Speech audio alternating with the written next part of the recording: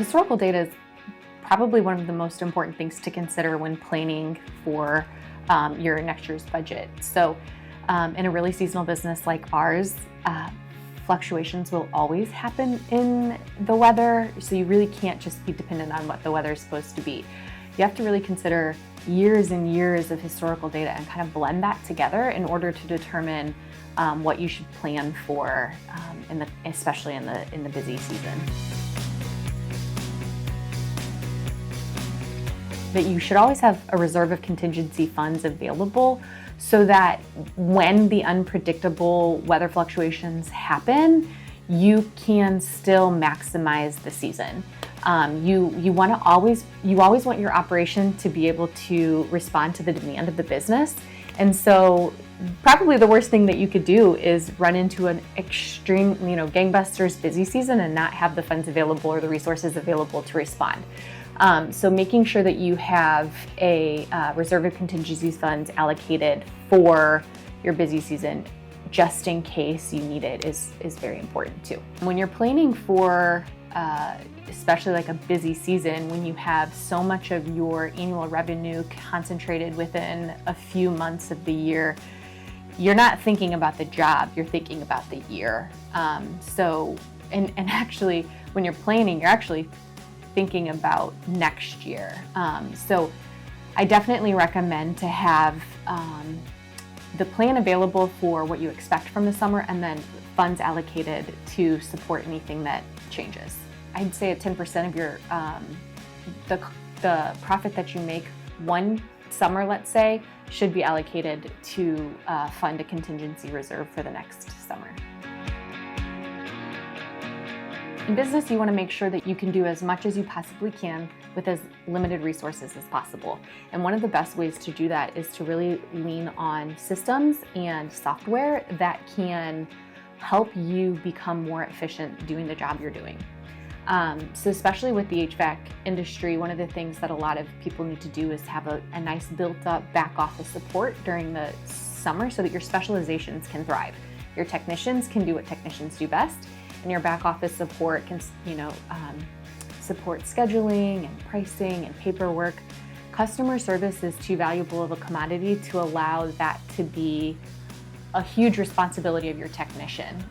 Your technician is there to be the mechanic that needs to fix the thing. And so invest in building up a support system in your back office.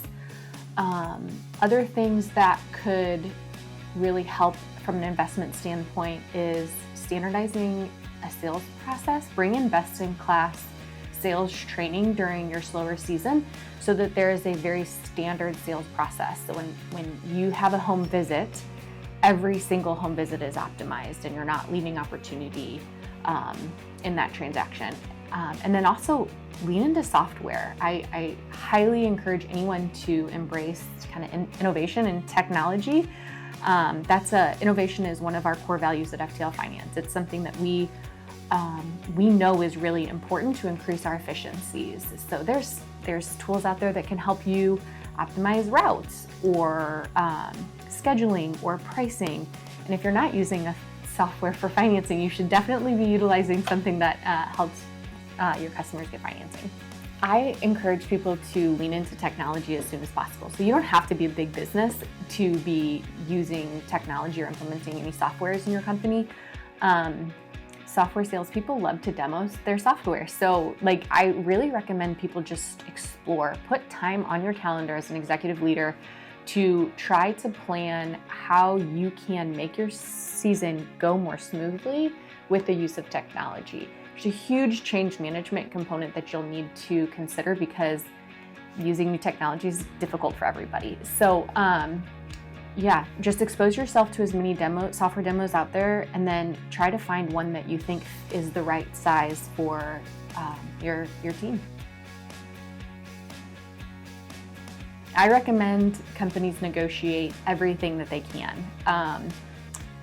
When you have a seasonal business, you have bargaining power. That higher volume during the summer season or your busy season is your bargaining power. So lean into that. Negotiate anything that you can, even things that have nothing to do with the actual industry that you're in. So It might be, seats for software. It might be like employee perks or incentives, things that you can purchase in bulk so that your team has, kind of like fun, pleasant things that they can kind of partake in. And definitely connecting with any suppliers to talk to them about parts purchasing and things like that is really important. I think it's really important to be transparent. Your team is really your most valuable asset. So trust that they can understand and follow your budget. Budgets can be very, very complex, but you should communicate it in a really clear way to the entire team. Everybody should understand what your budget goals are so that everybody can work harmoniously towards those budget goals for sure.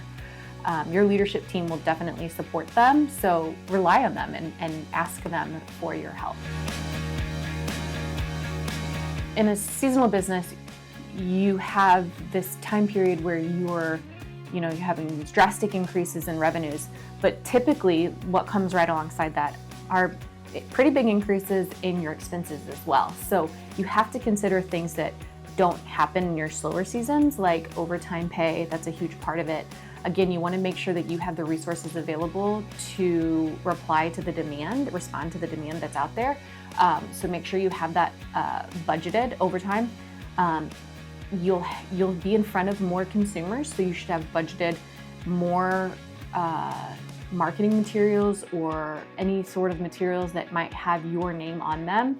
And then also you're going to be stocking trucks more regularly, so you have to have more parts inventoried and ready to stock those trucks.